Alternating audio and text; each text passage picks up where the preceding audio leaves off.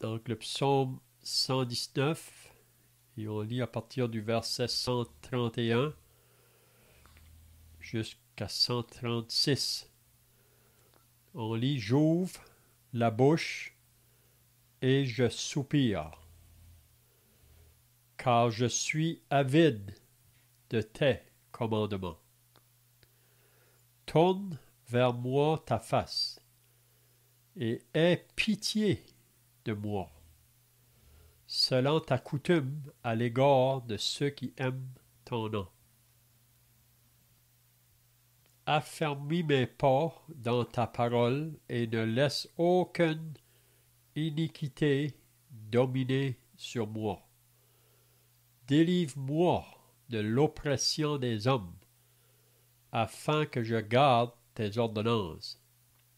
Fais luire ta face sur ton serviteur et enseigne-moi tes statuts. Mes yeux répandent des torrents d'eau, parce qu'on n'observe point ta loi. Amen.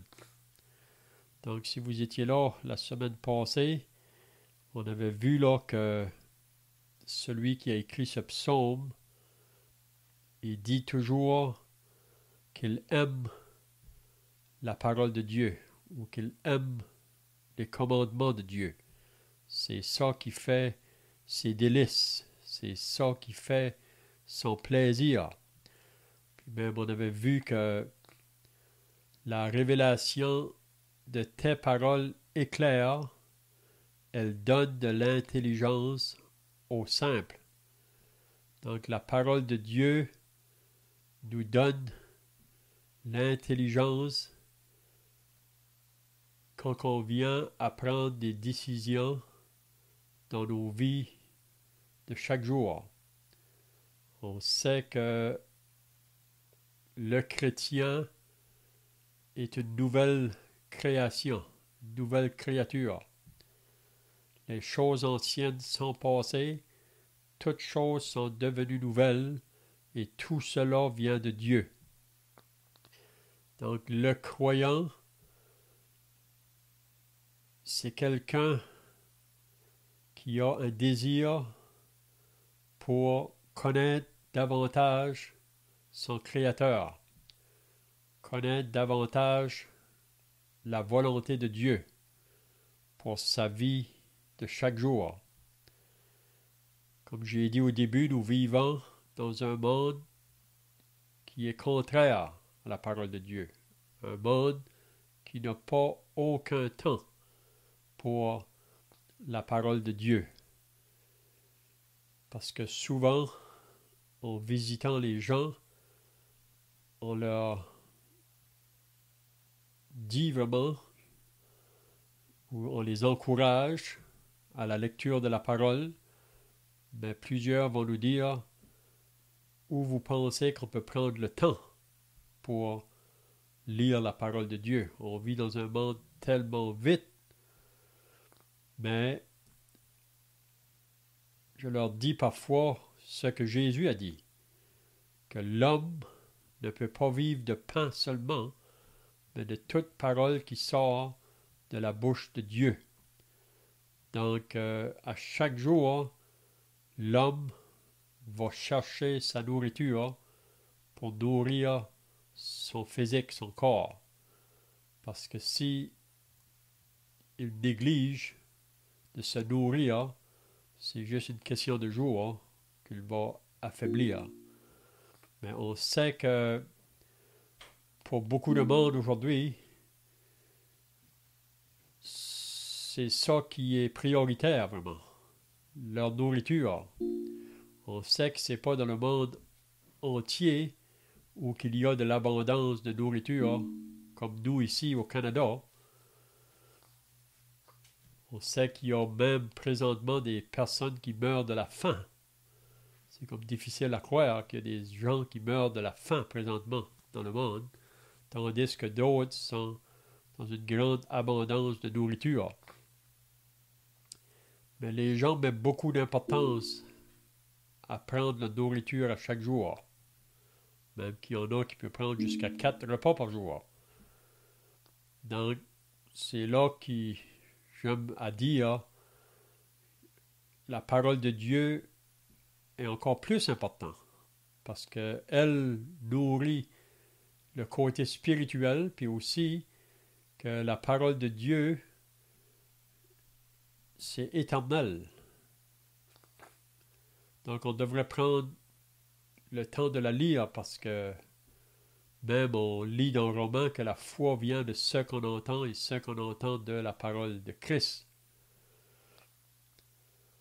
Des fois, on a des excuses pour nous dire que la Bible, c'est un gros livre, hein, ou qu'il y a trop de choses. Donc, mais ça, c'est pas une excuse. C'est un peu comme le psaume 119. Parfois, quelqu'un va dire que c'est trop lent. C'est trop lent. Mais c'est comme si vous avez à manger un pain. Vous savez, il y a des pains de différentes grosseurs.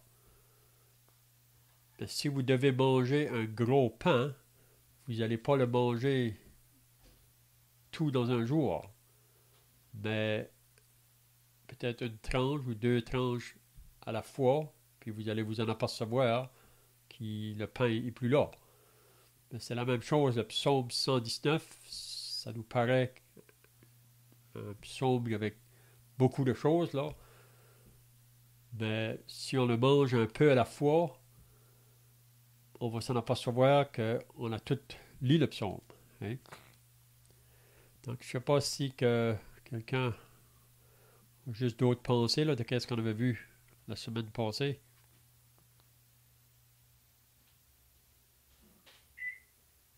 Rapport à ce que tu disais, où est-ce que vous pensez qu'on va trouver le temps?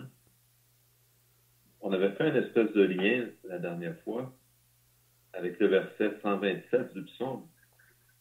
C'est pourquoi j'aime tes commandements que l'or fin. Quand on a un trésor, quand il y a quelque chose qui compte à nos yeux, quelque chose qui est important, on trouve toujours le temps pour le faire. Et on pourrait s'arrêter pour compter nos jours. Il y a des journées, c'est sûr, elles sont beaucoup plus chargées que d'autres. Il y a toujours des moments où on va se relaxer, on va utiliser notre temps pour se reposer, pour faire toutes sortes d'activités qui nous plaisent.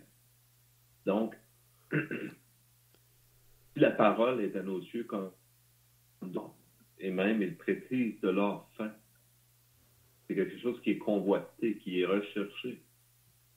Et si on recherche cette intimité dans la parole de Dieu, avec Dieu lui-même, par sa parole, il n'y a pas à se tromper, à trouver du temps pour lire sa parole. Ça, c'est un premier point. Le deuxième point, c'est, on avait parlé peut-être aussi, on pourrait définir le mot simple. Juste pour rappeler, le verset 130, elle donne de l'intelligence aux simples. Ce n'est pas pour vous, mais ce n'est pas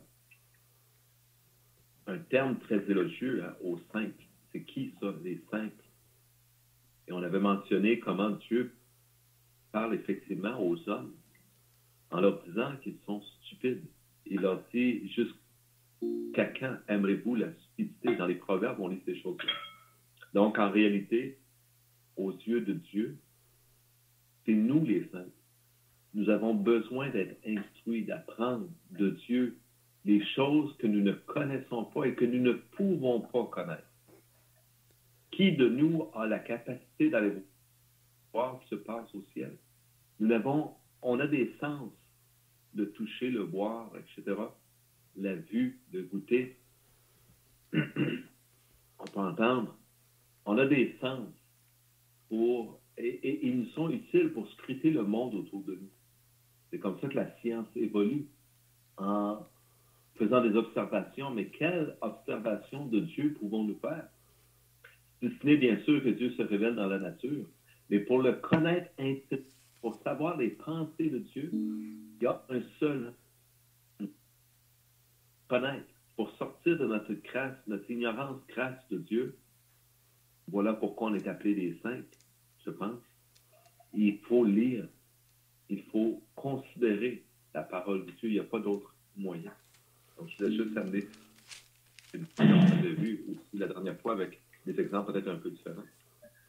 On pourrait dire aussi les simples, ça comprend les humbles, on pourrait dire. Comme on avait dit la semaine passée, quand Jésus a fait sa prière, là, il pouvait dire « Je te loue, Père du ciel et de la terre, de ce que tu as caché ces choses aux sages et aux intelligents, mais que tu l'as révélé aux simples, aux enfants. » Parce que quand on est né de nouveau, on entre dans la famille de Dieu, on est juste comme des enfants nouveau-nés. Même Pierre nous exhorte dans son épître de désirer, comme des enfants nouveau-nés, le lait de la parole de Dieu. Donc, en ce qui concerne les choses de Dieu, on était ignorants vraiment. Puis comme le monde qui nous entoure, le monde qui est sous la puissance du mal, ils sont ignorants en ce qui concerne les pensées et les voies de Dieu. Mais après qu'on est né de nouveau, dans nos désirs maintenant, c'est de vouloir connaître les pensées de Dieu ou les voies de Dieu. Puis la raison vraiment qu'on a ces désirs-là, c'est parce que le moment qu'on a été sauvé, le Saint-Esprit est venu faire son habitation en nous. Puis c'est vraiment l'Esprit de Dieu vraiment qui nous donne ces désirs-là. On veut apprendre à connaître la volonté de Dieu pour nos vies. Puis la manière qu'on peut le faire, c'est en se nourrissant de sa parole. C'est parce que c'est au travers de sa parole qui se révèle à nous. Hein? Même si on va dans 1 Corinthiens, là peut-être qu'on pourrait lire un passage qui nous parle un peu la même pensée. Là. 1 Corinthiens, si on va au chapitre 1, et le verset, à partir du verset 18, Paul va dire « Car la prédication de la croix est une folie pour ceux qui périssent. Mais pour nous qui sommes sauvés, elle est une puissance de Dieu. » Même ici, dans ce verset ici, Paul met un contraste là, avec ceux qui périssent puis ceux qui sont sauvés. Donc pour ceux qui périssent, vraiment, la croix n'a aucune valeur. Parce que même c'est une folie pour beaucoup de gens aujourd'hui. Parce qu'ils ne peuvent pas penser qu'un homme mort peut nous apporter quelque chose. Mais vraiment, pour nous qui sommes sauvés, c'est la puissance de Dieu, parce qu'au travers de la croix, on a été sauvés. Maintenant, notre destinée est pour le ciel. Parce qu'avant, quand on a été sauvé, notre destinée était vers l'enfer. Puis même Paul va dire au verset 19 de 1 Corinthiens 1, « Aussi est-il écrit, je détruirai la sagesse des sages, et j'anéantirai l'intelligence des intelligents. » Puis là, il pose la question, où est le sage? Où est le scribe? Où est le disputeur de ce siècle? Dieu n'a-t-il pas convaincu de folie la sagesse du monde? Puis il dit la raison pourquoi. Car puisque le monde, avec sa sagesse, n'a point connu Dieu dans la sagesse de Dieu, il a plu à Dieu de sauver les croyants par la folie de la prédication. Donc il y a une chose qu'on ne peut pas obtenir par la sagesse humaine. On ne peut pas obtenir le salut par la sagesse humaine. Puis il y a une autre chose, comment je dirais là, qu'on ne peut pas connaître là, par la sagesse humaine, c'est vraiment la pensée de Dieu là, pour ce qui concerne la vie du croyant. Hein? Donc l'homme dans sa sagesse humaine, pour lui, c'est une folie, ça vraiment. Puis si on va plus loin dans le chapitre 2 de 1 Corinthiens, si vous allez à partir du verset 10, ça dit « Dieu nous les a révélés par l'Esprit, car l'Esprit sonde tout, même les profondeurs de Dieu. Lequel des hommes, en effet, connaît les choses de l'homme, si ce n'est l'Esprit de l'homme qui est en lui? Donc l'homme connaît ce qui est vraiment, ou les choses qui sont associées avec l'homme à la terre. Mais pour ce qui est des choses de l'Esprit de Dieu, l'homme naturel, c'est ça qu'il nous dit par la suite, là, il ne peut pas les comprendre.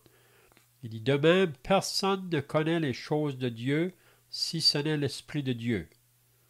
Or, nous n'avons pas reçu l'Esprit du monde, mais l'Esprit qui vient de Dieu, afin que nous connaissions les choses que Dieu nous a données par sa grâce. Et nous en parlons non avec des discours qu'enseigne la sagesse humaine. Parce que vous savez que les Juifs, eux autres, on aurait pu lire ça dans le chapitre 1, là, ils cherchent les miracles, ils cherchent les choses frappantes, si on peut dire. Les Grecs, ils cherchent la sagesse, ils cherchent l'éloquence, ils cherchent la philosophie. Hein? Mais nous, chrétiens, c'est dans les choses pour le monde, c'est comme si on est considéré comme des choses qui sont simples, mais vraiment, c'est nous qui avons plus. Hein? Parce que c'est ça qu'il dit au verset 13, « Et nous, en parlant, non avec des discours qu'enseigne la sagesse humaine, mais avec ceux qu'enseigne l'Esprit, employant un langage spirituel pour les choses spirituelles. Mais l'homme animal ou l'homme naturel ne reçoit pas les choses de l'Esprit de Dieu. Pourquoi? Car elles sont une folie pour lui.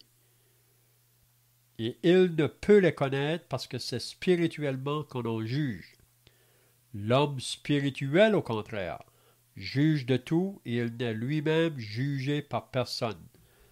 Car qui a connu la pensée du Seigneur pour l'instruire?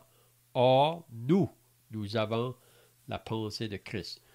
Donc, ici, on voit que Paul révèle ces vérités-là là, aux croyants à Corinthe, parce que vous savez que les Corinthiens étaient beaucoup pris par leur état charnel. Puis, il y avait beaucoup de difficultés à Corinthe dans l'assemblée, parce que c'est la chair qui dominait. Mais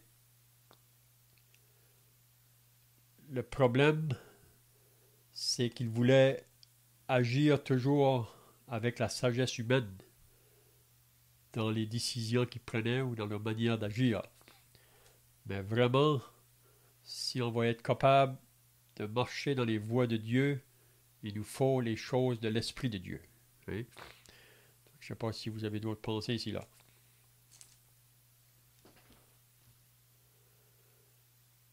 Donc, qu'est-ce qu'il veut dire dans le verset 131? « J'ouvre la bouche et je soupire, car je suis avide de tes commandements. » Donc, le psalmiste ici va dire « J'ouvre la bouche et je soupire » ou « il désire ». Et on lit dans le psaume 42 comme une biche qui soupire après les courants d'eau. Mais ici, on voit le psalmiste, lui, ses soupirs, ou ce qu'il est à la recherche, c'est toujours de connaître la voix de Dieu ou la pensée de Dieu. Il dit, je suis avide de ces choses-là. Et vous savez qu'on vit dans un monde où on est avide après beaucoup de choses, mais ce n'est pas les choses qui sont selon Dieu. Mais pour le croyant, on devrait, comme le psalmiste ici, là, soupirer ou avoir un désir pour connaître les commandements de Dieu. Quand on parle des commandements, ce n'est pas seulement les 10 commandements, mais ça comprend tout ce qu'est la volonté de Dieu pour notre vie ici-bas. Puis plus qu'on marche en relation avec Dieu, là, en voulant obéir sa parole, plus qu'on est libéré de tout ce qui se passe autour de nous. Hein? Si on veut considérer le mot qui est souvent regardé comme un péché, en fait, l'avidité, Donc, le psalmiste dit je suis avide de tes commandements. Souvent, l'avidité est regardée avec l'avarice. Quelqu'un qui est avide, c'est quelqu'un qui veut toujours en avoir plus. On peut parler d'argent, on peut parler d'autres choses. Et ici, c'est pas dans un sens de... Mais c'est vraiment une qualité. Comme désirer, comme de l'or fin, encore une fois, c'est un peu la même idée. Je suis avide de tes commandements. Donc, c'est vraiment un désir aiguisé, profond, perturbant même, on pourrait dire. Le désir d'obtenir ces commandements. Et si ces pensées étaient en nous, si cette avidité pour la parole était en nous, on ne mourrait pas de faim spirituellement. Parce que comme Léon le mentionnait, on peut courir après la nourriture, mais la nourriture terrestre, il n'y a rien contre. Mais le Seigneur a dit de... En fait, Paul a dit de travailler pour la nourriture qui... en fait, il parle à la femme samaritaine et puis il a dit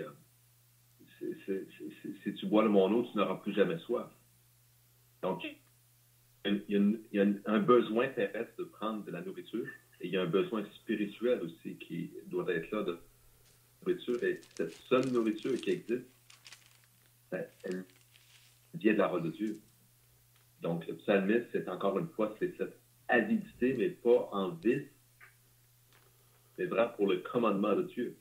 Et on sait tous c'est quoi soupirer. Est-ce que vous avez déjà dans votre vie vu un enfant soupirer quand on lui dit ah ben c'est demain, la fête elle s'en vient, mais c'est la semaine prochaine.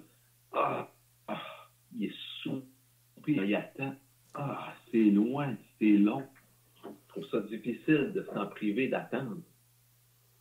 C'est vraiment la pensée du psalmiste. Donc, on peut examiner nos propres cœurs, de voir quel désir nous avons de connaître Dieu, de le connaître lui.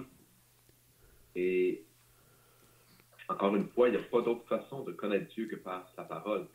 Je parle de connaître Dieu dans l'intimité. Le Seigneur Jésus disait même, en Jean 17 au verset 3, il dit « Or, la vie éternelle, c'est qu'il te connaisse, toi, seul vrai Dieu, et celui que tu as envoyé, c'est-à-dire le Seigneur Jésus. » Donc, la vie éternelle, c'est de connaître Jésus, de connaître Dieu. Pour réaliser, les gens pensent qu'ils auront la vie éternelle en faisant des bonnes œuvres, en menant une bonne vie, mais c'est pas comme ça qu'on obtient la vie éternelle. C'est par la foi en Jésus, c'est en connaissant Dieu, en connaissant sa pensée qui nous est révélée. Et cette pensée de Dieu, elle n'est pas dans le monde. Ce n'est pas la pensée des gens du monde autour, s'il vous plaît.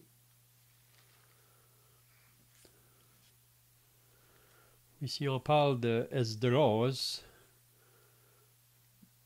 dans l'Ancien Testament. Là, c'était un scribe, mais on peut voir que cet homme-là mettait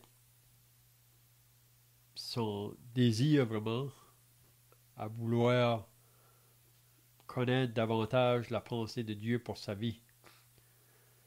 Si on va dans le livre d'Esdras, au chapitre 7 et le verset 10, il nous dit « Car Esdras avait appliqué son cœur à étudier et à mettre en pratique la loi de l'Éternel. » Donc on voit un homme, ça nous dit qu'il a appliqué son cœur. Donc il y a un effort. Puis où qu'il a appliqué son cœur, ça a étudié et à mettre en pratique la loi. Donc il voulait connaître les lois de Dieu ou les commandements de Dieu, comme le psaume 119. Là. Même, il y a quelqu'un qui disait que ça pourrait être peut-être Esdras qui aurait écrit le psaume 119.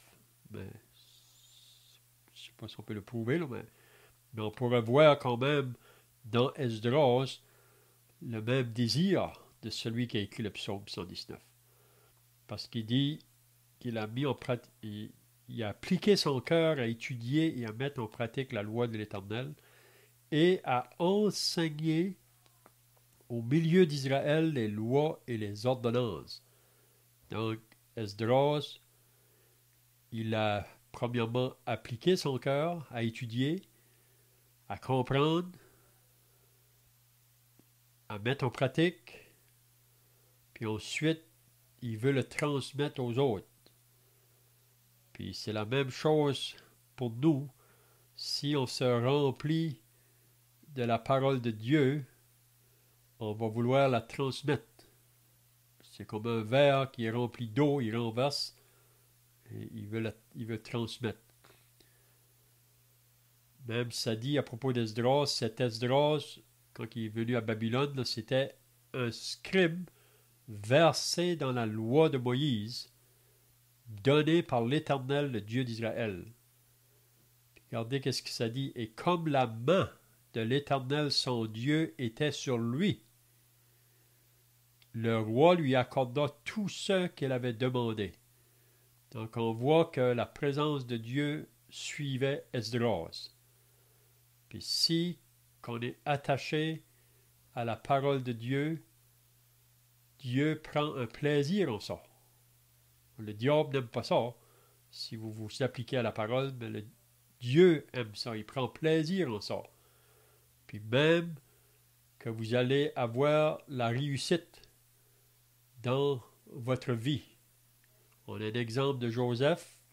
Joseph, c'était un homme, probablement comme qu'on voit ici, là, qui aussi voulait faire la volonté de Dieu, puis ça dit partout où il était, Dieu était avec lui, et il le bénissait, même qu'il le faisait réussir dans tout ce qu'il faisait. Même les gens autour pouvaient le remarquer, ça. Même son maître, vous savez, quand Joseph était dans la maison de Potiphar, son maître, ça dit que le maître a remarqué ça, que tout ce que Joseph entreprenait, il réussissait. Puis la raison, c'est parce que Dieu était en premier dans sa vie.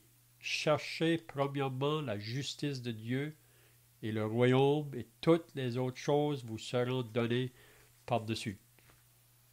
Donc aujourd'hui, pour le monde, c'est une perte de temps. Mais on peut voir la condition du monde présentement. La raison, c'est parce qu'ils ont abandonné Dieu et sa parole.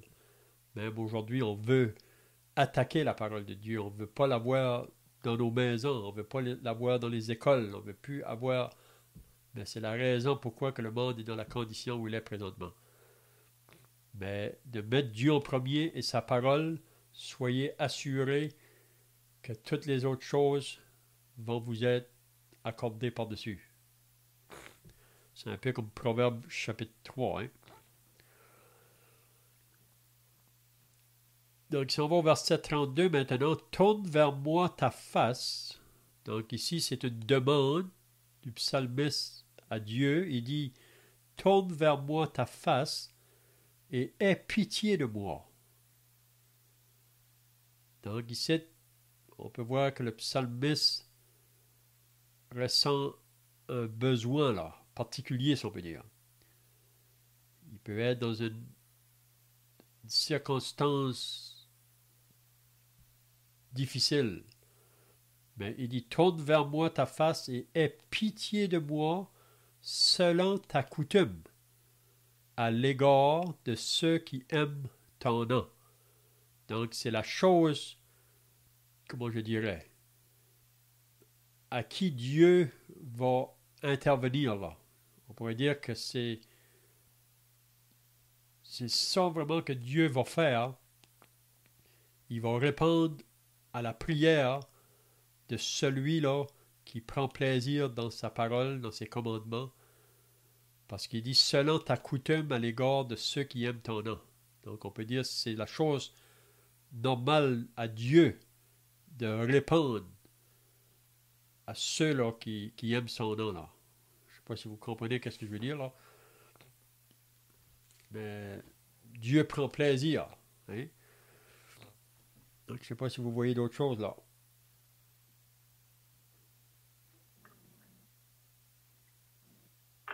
Ben, un petit peu dans la même pensée. En fait, aie pitié de moi. Le mot pitié nous inspire quelle pensée? Est-ce que c'est la pensée à l'égard de quelqu'un qui mérite quelque chose qui est méritant? C'est quelqu'un qui est dans une condition pauvre, qui reconnaît donc la pauvreté de sa condition. Aie pitié de moi, c'est quelqu'un qui implore de l'aide. Et c'est l'état dans lequel on devrait se trouver. Le Seigneur Jésus lui-même a dit, ce ne sont pas ceux qui se portent bien qui ont besoin d'un docteur, mais ce sont les malades. Et le Seigneur de dire, je suis allez et apprenez ce que veut dire, je prends plaisir dans la misère. Dieu, ce n'est pas l'idée qu'il aime à nous voir éprouver dans la misère. C'est l'idée que Dieu sait que nous sommes dans la misère, que nous sommes pauvres, aveugles et nus, comme nous dit aussi la parole. Donc, l'idée d'avoir pitié de moi, c'est vraiment d'implorer Dieu de venir nous secourir, de reconnaître, comme on disait un peu plus tôt, qu'on est saint, qu'on a besoin d'intelligence, qu'on a besoin d'être instruit par lui. Et Dieu n'est pas obligé à nous. Pourquoi? Qu'est-ce que nous doit Dieu? Dieu ne nous doit rien du tout.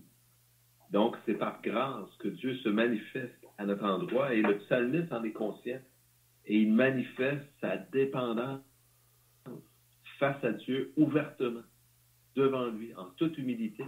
Il reconnaît sa faiblesse et son besoin de Dieu, d'une certaine façon. Et ça doit être notre position à chacun de nous, de reconnaître combien nous avons besoin de Dieu. Vous savez, dans le monde où on est aujourd'hui, c'est beaucoup « non, je n'ai besoin de rien ». On lit ces paroles dans l'Apocalypse, dans le livre de la révélation de Dieu, dans le dernier livre de la Bible. Et Dieu de dire, parce que tu es pauvre, aveugle et nu, et que tu ne sais pas ces choses. Donc là, tu dis, je n'ai besoin de rien. Dieu est irrité de ce type d'attitude de l'homme qui se croit suffisant, qui se croit capable de parvenir à satisfaire les standards de Dieu. Au contraire, plus on lit la parole, plus on se rend compte que oui, il nous faut faire de notre mieux, mais malgré nos efforts, jamais nous ne réussissons à atteindre cette perfection qui caractérise Dieu. Donc le psalmiste, tout simplement, ce qu'il fait, c'est qu'il exprime cette douleur, ce besoin dans son cœur. En réalité, il ne fait pas que prononcer des paroles, il exprime les pensées de son cœur. Et les pensées de son cœur, ce ne sont pas des pensées orgueilleuses qui se croient méritoires face à Dieu, mais des paroles de profonde humilité qui reconnaissent son besoin de Dieu et qui demandent à Dieu de le secourir. Et c'est en plus des paroles prononcées dans la connaissance. Le psalmiste, on l'a lu plutôt, il le dit, va faire selon ta coutume. Il sait ce que Dieu a coutume de faire, ce que Dieu aime à faire.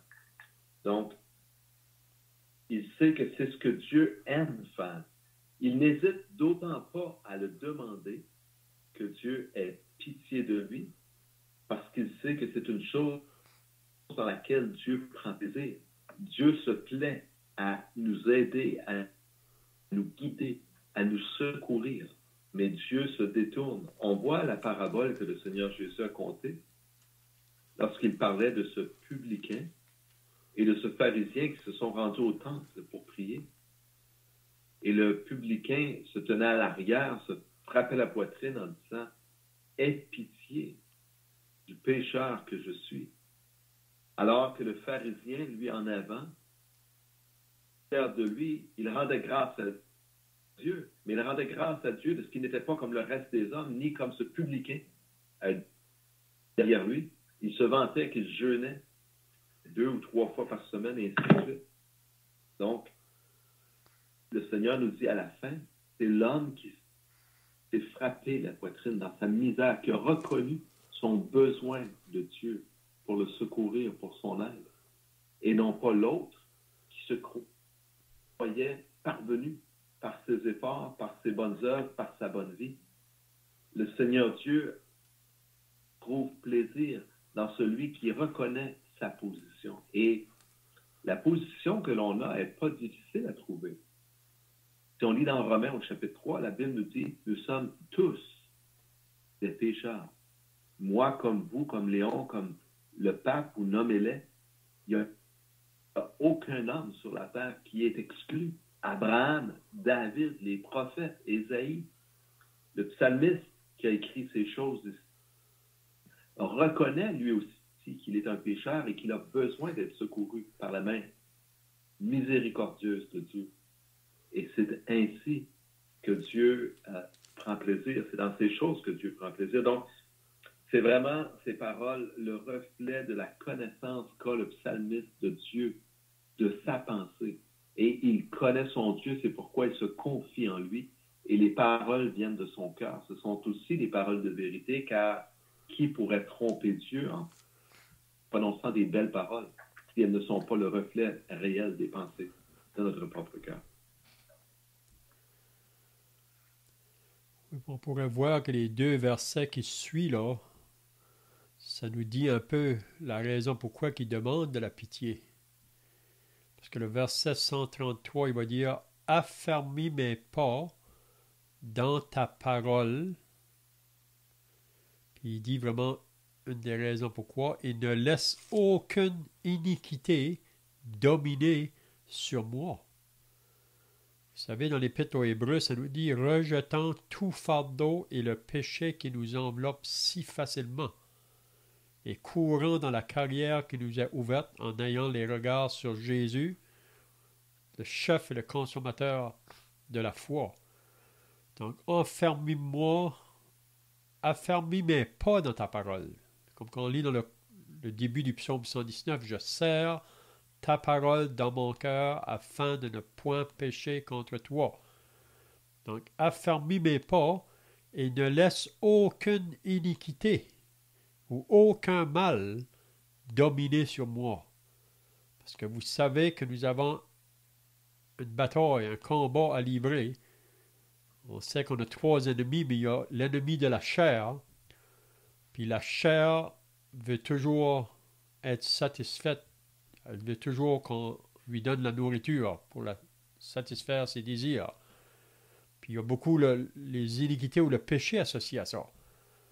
Parce que la chair vraiment fait toujours les choses qui sont contraires à Dieu. Donc, affermis mes pas dans la parole et ne laisse aucune iniquité dominer sur moi. Puis on pourrait dire beaucoup de choses là, concernant l'iniquité qui peut dominer sur même un enfant de Dieu. Si on prend le sujet de la jalousie, ça c'est un péché, c'est une iniquité la jalousie. Mais de ne pas laisser la jalousie prendre le dessus de moi, parce qu'elle peut être là à cause de cette nature charnelle, ou les divisions, ou les disputes, les querelles, les choses que la chair réclame. Donc, affermis mes pas dans ta parole et ne laisse aucune iniquité dominer sur moi. Donc, vraiment, on devrait avoir le désir que c'est la parole qui a le dessus. Hein? Puis pour moi, plus qu'on la médite, plus que notre conscience devient sensible au mal qui est autour de nous. Parce que vous savez qu'à force de regarder une chose, on peut s'habituer à la chose. Mais c'est pour ça que même encore la semaine passée, j'ai parlé avec un jeune homme. Je lui ai dit, si tu t'approches de la parole de Dieu, le péché va s'éloigner de toi. Puis si tu t'éloignes de la parole de Dieu, le péché va s'approcher de toi. Puis ça, c'est pour chacun de nous. Il n'y a pas d'importance combien d'années on est dans la vie chrétienne. Si on se détourne de la parole ou qu'on néglige, c'est juste une question de temps. Donc, affermis mes pas dans ta parole et ne laisse aucune iniquité. Laisse pas le mal dominer sur moi. Puis, une deuxième chose, le verset 134, que le psalmiste demande la pitié, là, c'est envers les oppresseurs, envers ceux qui nous persécutent ou ceux qui veulent nous détourner de la parole. Délivre-moi de l'oppression des hommes. Et parce que ça, c'est un autre côté, que si on veut vivre une vie pieusement en Jésus-Christ, on sera persécuté, puis les hommes autour de nous, ils peuvent nous oppresser. Et, si vous voulez, là, on va terminer avec le psaume 41. On va juste lire le psaume 41, là. C'est vraiment intéressant, puis je pense que c'est la même pensée. Le psaume 41. Ça dit au début, il parle de l'homme heureux encore. Donc, l'homme heureux, c'est celui vraiment qui prend son plaisir, comme on lit dans le psaume 1er. Il met son plaisir dans la loi de l'Éternel, mais ici, il va dire « Heureux celui qui s'intéresse aux pauvres. Au jour du malheur, l'Éternel le délivre. » Donc, on peut voir que celui vraiment qui marche dans la pensée de Dieu, là, il va être prêt à prendre soin à celui qui est à côté. L'Éternel le garde et lui conserve la vie. Il est heureux sur la terre, et tu ne le livres pas au bon plaisir de ses ennemis. Donc on voit une protection spéciale sur l'homme qui veut obéir la parole. Il y a les ennemis, il y a les adversaires, il y a les oppresseurs, mais le Seigneur le soutient. Regardez au verset 4. L'Éternel le soutient sur son lit de douleur. Parce que même comme croyant, on n'est pas exempt de la maladie. Oui? On a des corps qui se détériorent parce que le péché est toujours là. Mais on sait que Paul dit, si notre homme extérieur se détruit, notre homme intérieur se renouvelle de jour en jour. Mais même sur le lit de la maladie, Dieu nous promet de nous soutenir. Il dit, l'Éternel le soutient sur son lit de douleur, tu le soulages dans toutes ses maladies. Donc, il ne faut pas trouver ça anormal d'être malade. Vous savez, en avançant dans l'âge, on réalise qu'il y a toutes sortes de petits malaises qui surgissent. Mais Dieu nous soutient par sa grâce. Tu le soulages dans toutes ses maladies. Je dis Éternel, regardez comme qu'on voit dans le psaume là. Éternel, aie pitié de moi. Guéris mon âme, car j'ai péché contre toi. Parce que vous savez, à chaque jour, on pêche. Mais il faut confesser nos péchés. Il n'y a pas un chrétien qui ne pêche pas. Vous savez, ça peut être dans nos pensées, en parole ou en action, même inconsciemment. C'est pour ça que c'est bon d'avoir une habitude, là, même avant de se coucher ou se lever le matin, de nous juger devant le Seigneur. Je dis, Éternel, aie pitié de moi, guéris mon âme, car j'ai péché contre toi. Regardez qu'est-ce qu'il dit après. Mes ennemis disent méchamment de moi, quand mourra-t-il? Donc, les adversaires ou le monde autour, vraiment, ils voudraient qu'on soit enlevé de là. Surtout si vous vivez une vie pleinement pour Dieu. Ils veulent, comme Joseph, pourquoi que ses frères l'ont vendu, ils l'ont débarrassé? C'est parce que Joseph vivait une vie pour Dieu. Puis il n'aimait pas ça. Mes ennemis disent méchamment de moi, quand mourra-t-il? Quand périra son nom? C'est ça qu'on disait du Seigneur Jésus, on voulait se débarrasser de lui. Si quelqu'un vient me voir, il prend un langage faux. Qu'est-ce qu'on a dit de Jésus? Des fausses accusations. Puis même aujourd'hui, le monde va apporter contre nous des fausses accusations, des calomnies, si on peut dire. Il recueille des sujets de médire. Donc, ils font la médisance sur le croyant ou celui qui vit pour Dieu. Il s'en va et il parle au dehors. Donc, il parle dans son dos, si on veut dire. Tous mes ennemis chuchotent entre eux contre moi. Donc, ils veulent nous faire du mal. Puis parfois, on ne le réalise peut-être pas. Mais le monde autour de nous, ça peut être dans la famille, ça peut être au travail, ça peut être à l'école.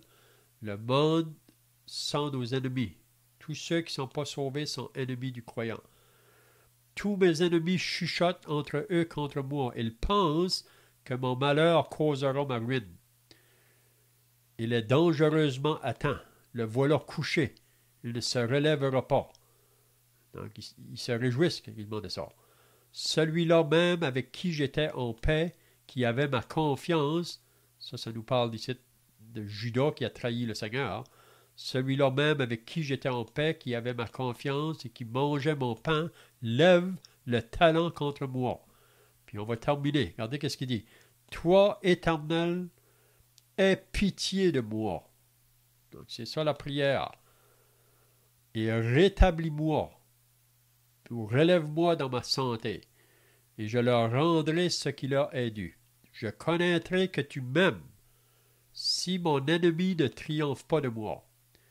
Tu m'as soutenu à cause de mon intégrité, et tu m'as placé pour toujours en ta présence.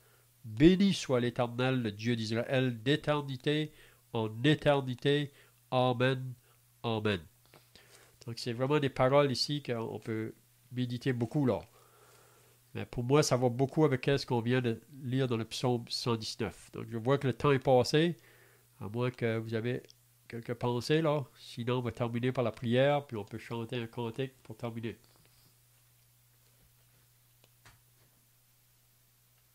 Père éternel, on lit dans ta parole que le Seigneur Jésus soupirait la crainte de l'Éternel. Il a dit à ses disciples, ma nourriture est de faire la volonté de mon Père. Et il leur avait dit auparavant, j'ai à manger une nourriture que vous ne connaissez pas. Voilà, Seigneur, notre état sans toi, sans ton esprit, pour nous diriger. Et Seigneur, nous pouvons te prier comme le psalmiste, d'avoir pitié de nous. Comme tu y prends plaisir, Seigneur, et comme nous sommes bénis de savoir que tu prends plaisir à nous secourir. Nous n'avons ainsi aucune crainte, Seigneur, d'admettre notre position. D'ailleurs, nous ne connaissons pas, Père, cette position par notre propre sagesse. Mais c'est toi, ô notre Dieu, qui nous a enseigné ces choses dans ta parole. Que nous sommes pécheurs, mais que malgré tout, tu nous aimes. Et que ton désir n'est pas que nous périssions, mais que nous puissions sauver par la foi dans le saint nom de ton Fils, le Seigneur Jésus-Christ. Père Saint, nous te bénissons pour ces choses qui sont devant nous et qui nous rappellent les réalités, qui nous enseignent la pensée de Dieu. Ta pensée. Père, cependant, nos cœurs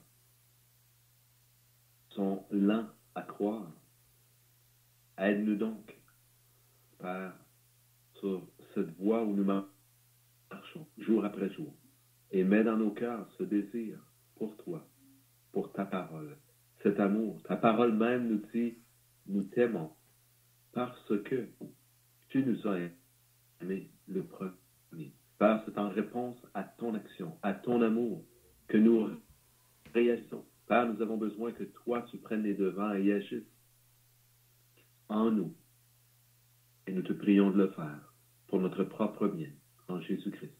Amen. Amen.